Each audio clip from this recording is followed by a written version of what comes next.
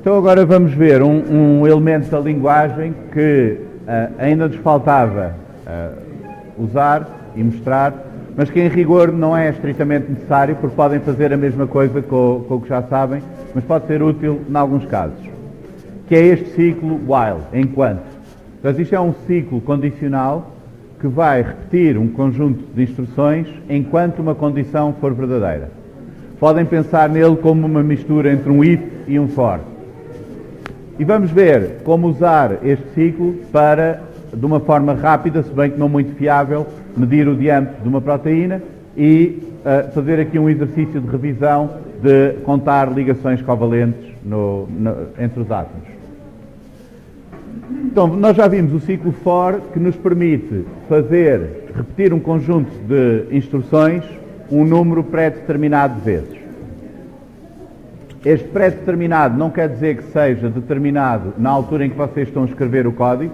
Por exemplo, aqui na série de Fibonacci, este n não está determinado quando nós escrevemos a função, mas tem de ser conhecido quando a função é executada, que é para podermos ter o ciclo, aquele número de vezes.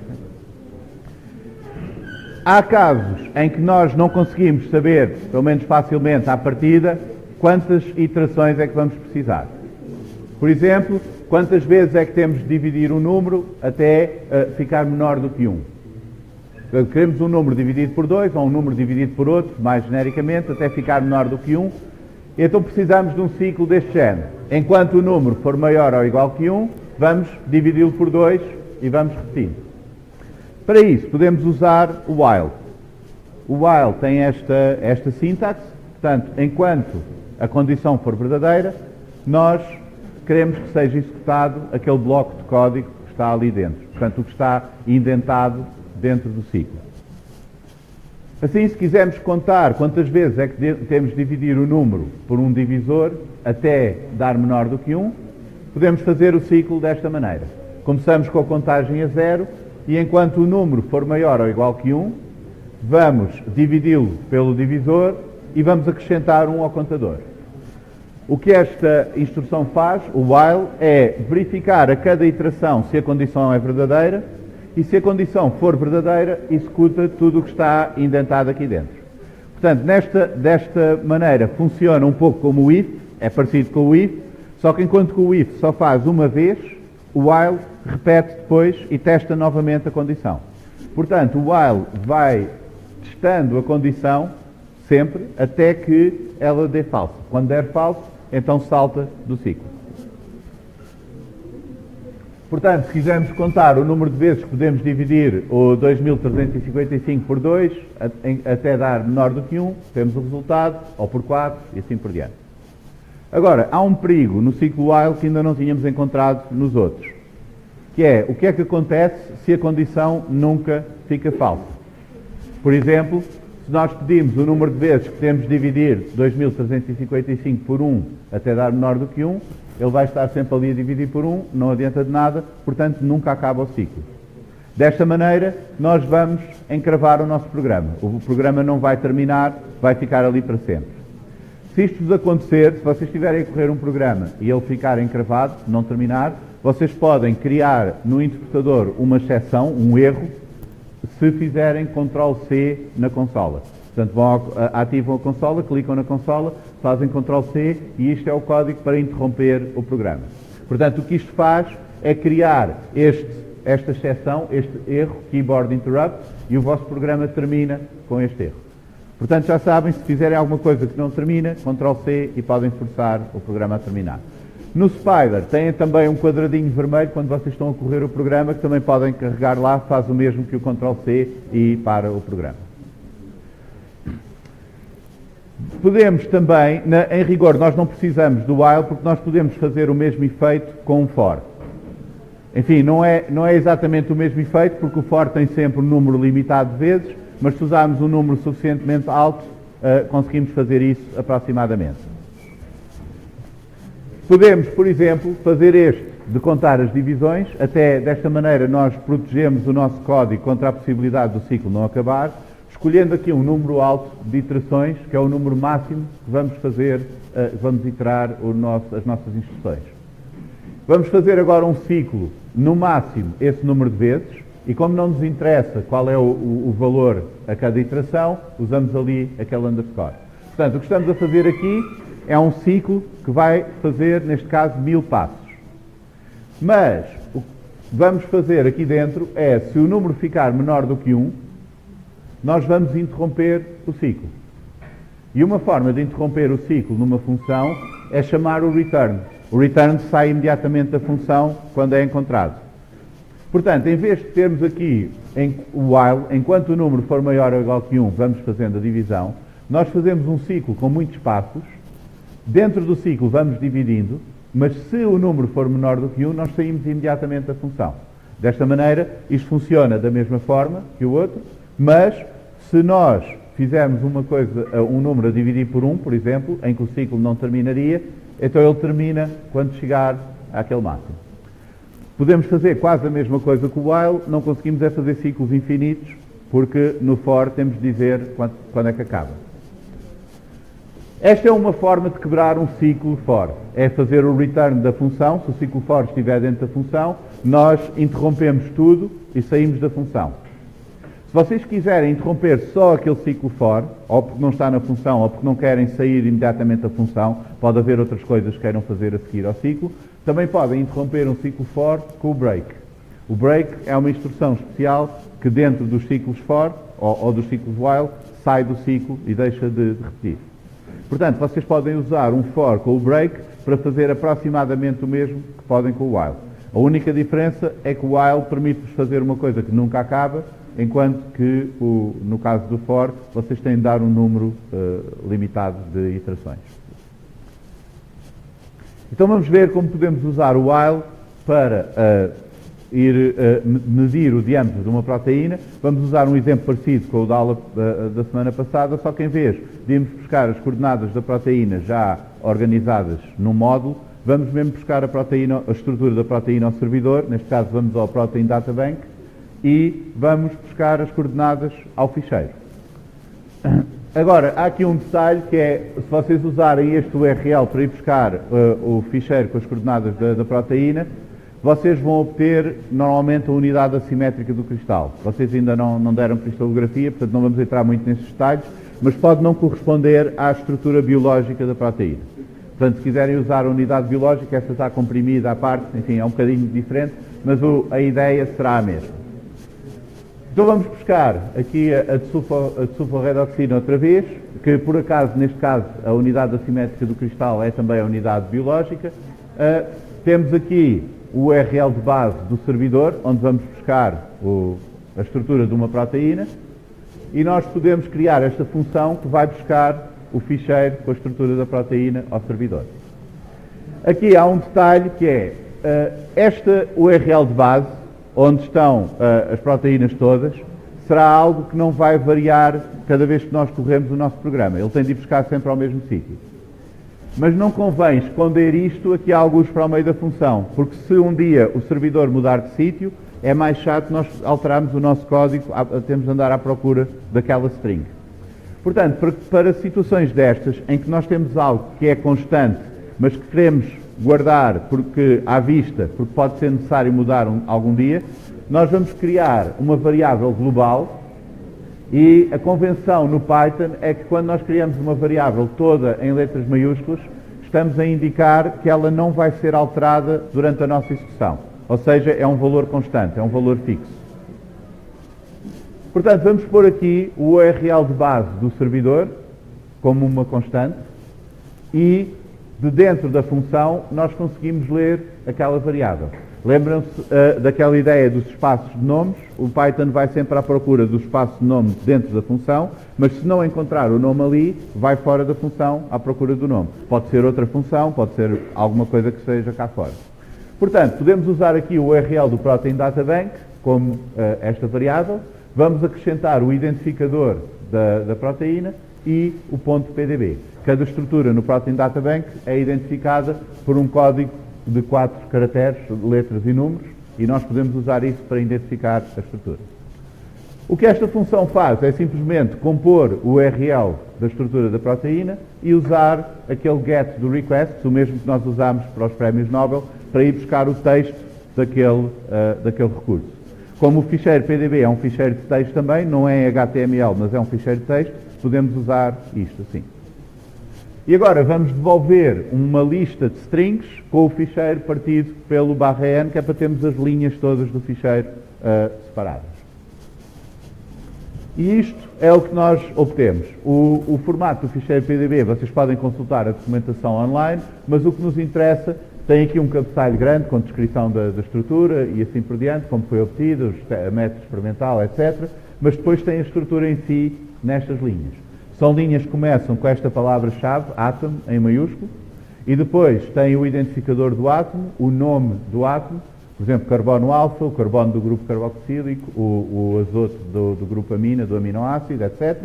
O aminoácido, o resíduo de aminoácido a que pertence, a cadeia, o identificador numérico da cadeia e depois as coordenadas, do aminoácido, e depois as coordenadas do átomo e o elemento ali no fim. Portanto, tem esta informação toda por linha. Vocês podem consultar a documentação para ver onde é que está cada campo, mas está tudo sempre fixo no mesmo sítio. Portanto, para ler as coordenadas, basta ir buscar estes valores que estão aqui nas coordenadas x, y, z, as unidades são em angstrom, e convertemos aqueles pedaços de texto para número.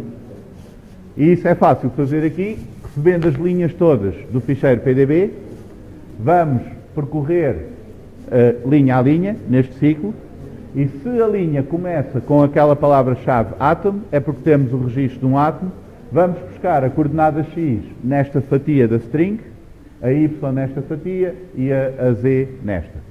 O que temos de fazer aqui mais é que, como isto é uma string, aqueles valores não são números, são sequências de caracteres. Portanto, vamos usar aqui esta função float para converter a sequência de caracteres em números. Se nós nos esquecermos disto, vamos ter isto, o 2.947, não será um número, mas será a string 2.9, etc. Portanto, desta maneira, obtemos, criamos aqui estas listas com as 3 coordenadas e vamos fazer o append de cada lista para aquela lista das coordenadas todas. Portanto, as coordenadas será uma lista de listas com os valores que estão lá. É assim que conseguimos fazer uma tabela, cada lista aqui será uma linha e temos uma tabela com as linhas todas. Portanto, assim temos uma lista das coordenadas todas dos átomos da proteína.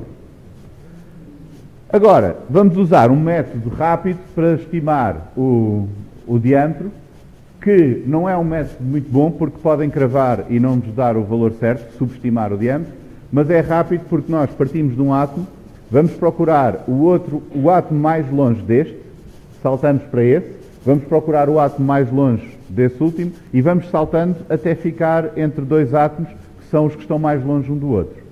Isto pode encravar porque pode haver outro par que seja ainda mais distante e nós não chegamos lá. Mas é muito mais rápido do que estar a ver todos com todos, porque só precisamos de alguns saltos até chegar a um comprimento razoavelmente grande. Portanto, não é uma coisa para medir a sério o diâmetro da proteína, mas é mais uma desculpa para vos mostrar agora o while neste contexto. Então o que vamos fazer aqui é criar a função que recebe as coordenadas e faz essa estimativa do diâmetro, começando pelo primeiro átomo das coordenadas. Já agora, o que nós fizemos aqui, notem que eu peguei nesta lista de listas e usei o NumPy para criar a matriz. Portanto, agora não é só uma lista de listas, eu posso usar aquelas funcionalidades do NumPy para indexar uma matriz bidimensional. Portanto, com este objeto, eu agora, para ir buscar as coordenadas do primeiro átomo, posso simplesmente dizer que é a linha 0, todas as colunas. Se eu tivesse uma lista de listas, tinha de pôr aqui o 0 entre parênteses retos e depois teria o primeiro elemento dessa lista, que seriam todas as coordenadas. Okay? Mas se eu estiver a aceder como uma matriz, tenho de indicar que quero todas as colunas da primeira linha. Agora, tenho aqui o diâmetro calculado até agora, vou pôr a 0. O diâmetro anterior, eu vou pôr um menos 1, que é para o while ter a condição verdadeira na primeira iteração. E a ideia aqui é que eu estou a comparar o diâmetro medido na iteração anterior com o diâmetro medido na iteração presente. Se os dois forem iguais, é porque já fiquei encravado entre 2 átomos que estão o mais distante que eu consigo encontrar, e então para o ciclo. Mas se o anterior for menor do que o presente, continua o ciclo, porque agora vou ver se encontro um átomo ainda mais longe. E é esse que é aqui a condição. Vou pôr aqui um print, só para ir vendo o que é que vai acontecendo, e aqui um print também dentro do ciclo. Aqui, por acaso, este print falhou ali. Mas, está certo, está ali. Portanto, enquanto o anterior for menor do que o presente, eu vou atualizar o anterior. Agora o anterior vai passar ao último que eu calculei, e vou calcular a distância ao átomo mais distante deste que eu estou a olhar agora. Portanto, eu vou começar a olhar para o zero e vou procurar o átomo mais distante do átomo zero. Para isso posso usar aqui o NumPy. Como tenho as coordenadas numa matriz do NumPy, eu vou fazer as distâncias a todos os átomos como sendo o somatório no eixo das colunas, ou seja, dá-me o somatório por cada linha, das coordenadas do átomo menos todas as coordenadas de todos os átomos ao quadrado. Portanto, isto aqui dá-nos a distância euclidiana ao quadrado. Quando eu faço a raiz quadrada disso, obtenho a distância mesmo. Na verdade, a raiz quadrada aqui é opcional, é só para ter os valores da distância, porque o que me interessa é simplesmente o máximo.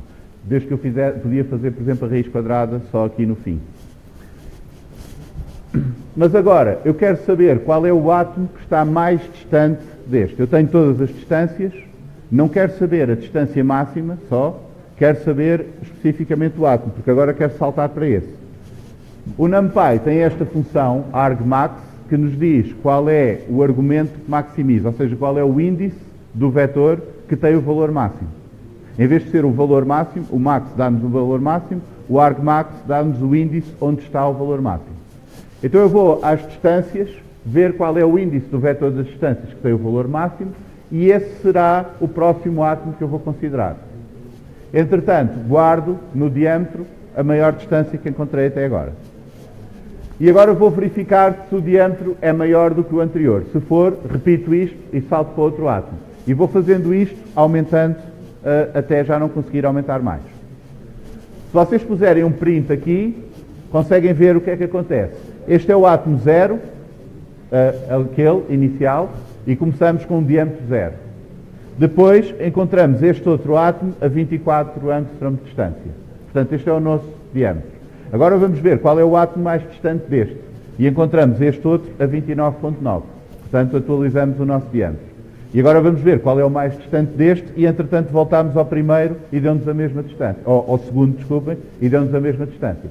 Portanto, agora encontramos dois átomos que estão tão distantes que não conseguimos encontrar mais nenhum que esteja mais distante do que esses dois. Não quer dizer que estes sejam os mais distantes de todos, porque nós não estamos a ver todos com todos, mas pelo menos chegámos a uma parte suficientemente larga, suficientemente distante da proteína, para já não conseguir aumentar este valor.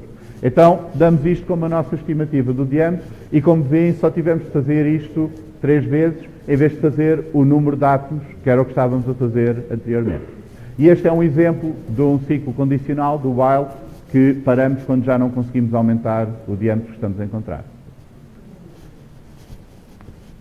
Agora, depois de termos a função e verificarmos que está tudo a funcionar, com os prints conseguimos ver como é que a função está a funcionar, vamos tirar os prints, porque não dá jeito de termos uma função que está sempre a escrever coisas na consola, porque se quisermos usar num contexto em que não queremos que as coisas apareçam na consola, depois ela torna-se menos útil. Então agora vamos complicar um pouquinho, só para fazer uma revisão do que vimos até agora.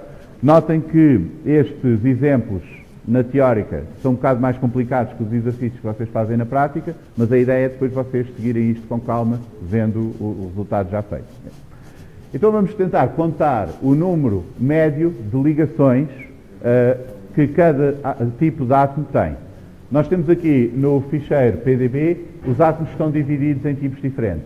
Por exemplo, este é o carbono do grupo carboxílico, o C, o Ca é o carbono alfa do resíduo de aminoácido, o Cb é o beta, etc. No ficheiro PDB não aparecem os hidrogénios. Isso é convencional porque normalmente não se consegue ver os átomos de hidrogênio no cristal, têm muito pouca densidade eletrónica e também é relativamente fácil calcular onde é que eles têm de ficar. Portanto, na estrutura não ficam lá colocados átomos de hidrogênio.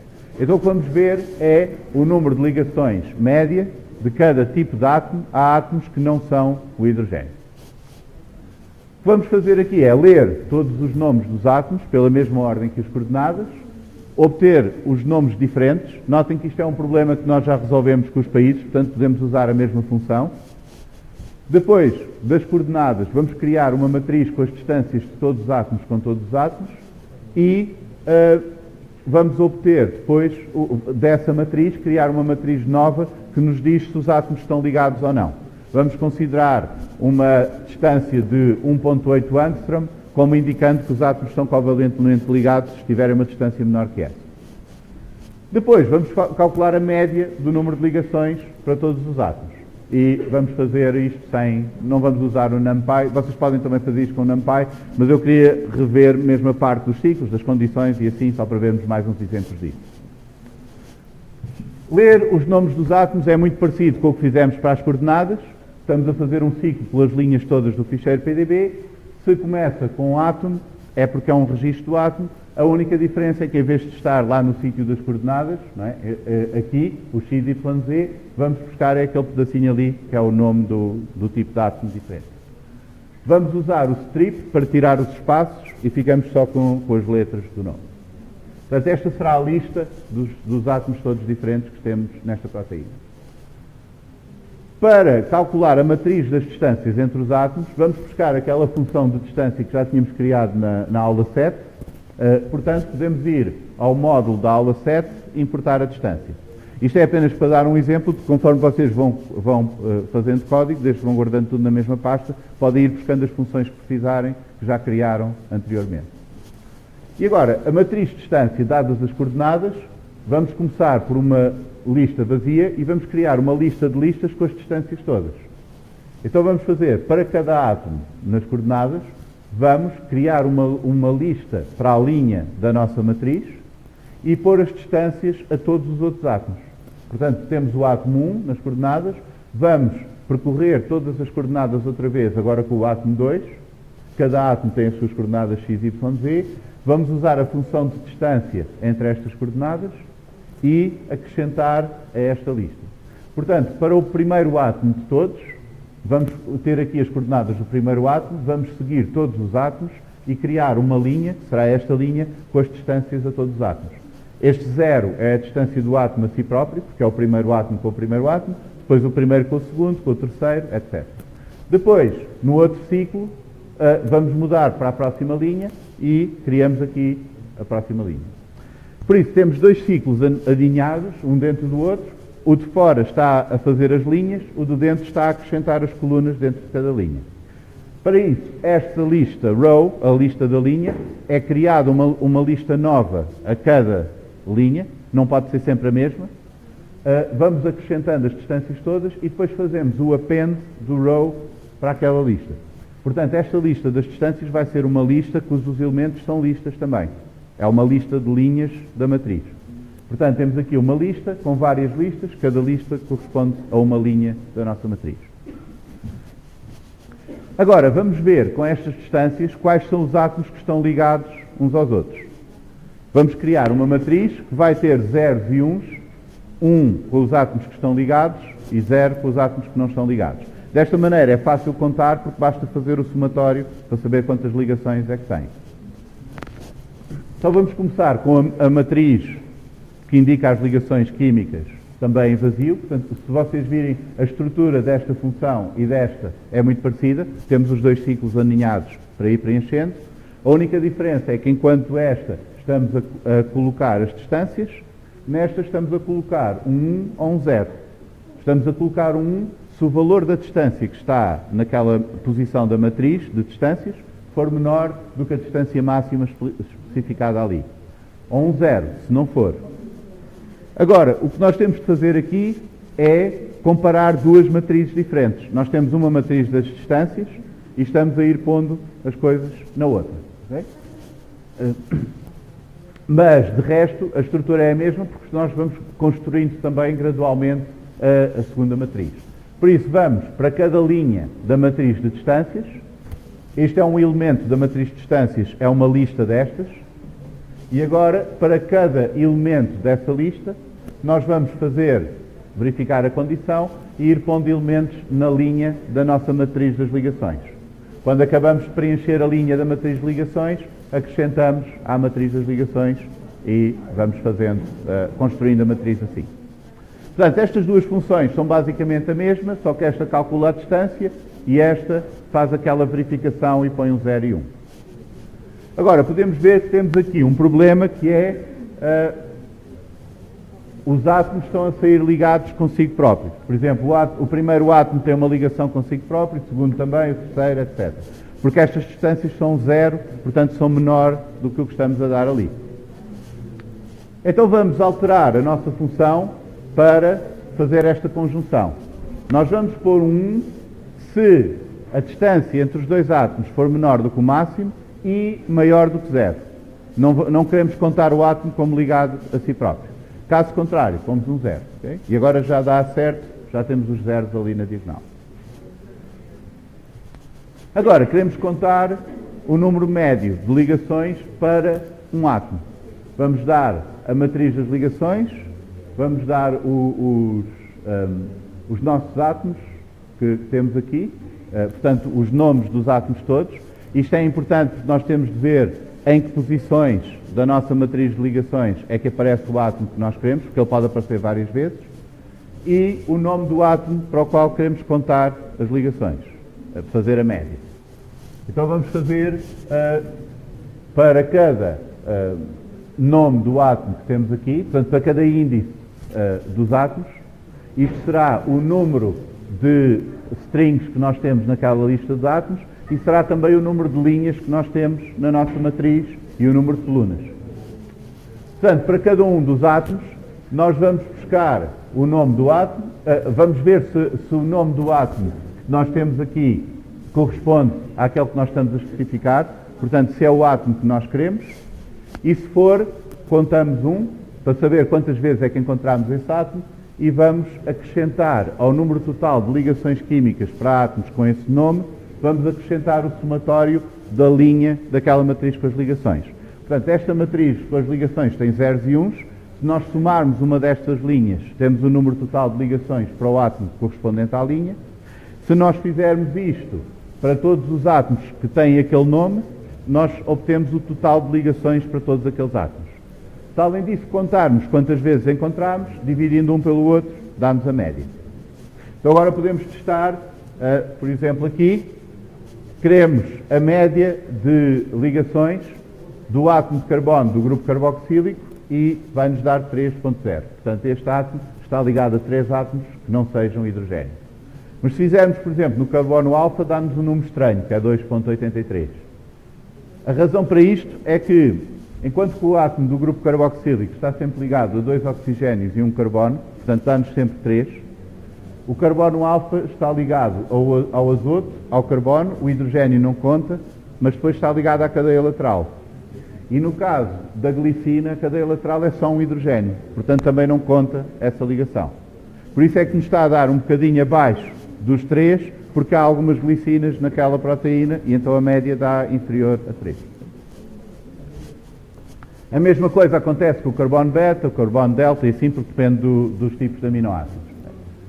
Então agora temos a nossa lista com os nomes e as médias, ou seja, a função que junta tudo. Vamos importar aquela função dos países que nós criámos na aula anterior, na hora anterior, que nos dá as strings únicas numa lista de strings, que também nos serve para os átomos. Portanto, podemos usar a mesma função para obter os nomes diferentes dos átomos.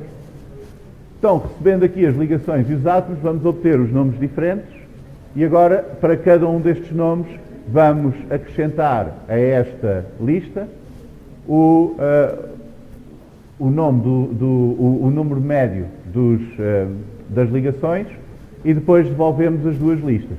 Portanto, temos uma lista com o número médio de ligações por átomo e uma lista com os nomes dos átomos ordenada por ordem alfabética. Se nós quisermos ver o resultado, podemos agora fazer um ciclo pelos índices destas listas e fazer um print do nome e do número médio de ligações e temos aqui o resultado. Portanto, isto foram vários exemplos para vos mostrar como manipular as matrizes, como listas de listas, neste caso, e no caso anterior da distância, como matrizes do NumPy. Vocês depois podem escolher como preferem fazer isso, Depende agora do que for mais fácil para vocês. Se nós quisermos, podemos empacotar estas funções todas numa função principal que vai receber o identificador do código, vai buscar o PDB ao servidor com aquela primeira função, depois vai buscar as coordenadas dos nomes dos átomos, produz a matriz de distâncias, gera a matriz das ligações químicas com aquela distância e depois devolve a lista com os nomes dos átomos e o número médio de ligações. Portanto, esta função final será simplesmente juntar aquelas funções todas. Resumindo, o que vimos agora, além destas revisões, foi o ciclo condicional com o while, que vocês podem também aproximar com o if, com o break ou o return, mas às vezes é prático pôr só a condição e iterar condicionalmente. Vimos também, outra vez, como usar os dados remotos, neste caso fomos buscar a estrutura da proteína, e revimos toda esta parte. Funções, ciclos, condições. Portanto, isto é, no fundo, se vocês souberem fazer funções, condições, usar as listas e fazer ciclos, já têm praticamente toda a matéria que vocês vão precisar. Agora, a parte difícil nisto é conseguirem pensar como é que vão resolver os problemas. Portanto, essa é a parte mais difícil de programação e que exige alguma prática de compor os problemas, pensar como é que vai ser cada função, como é que elas encaixam e assim. Por isso aí o que eu recomendo é que vocês vão tentando fazer exercícios deste género, ou estes exercícios tentarem fazer para vocês, até começarem a ganhar prática com esse raciocínio computacional.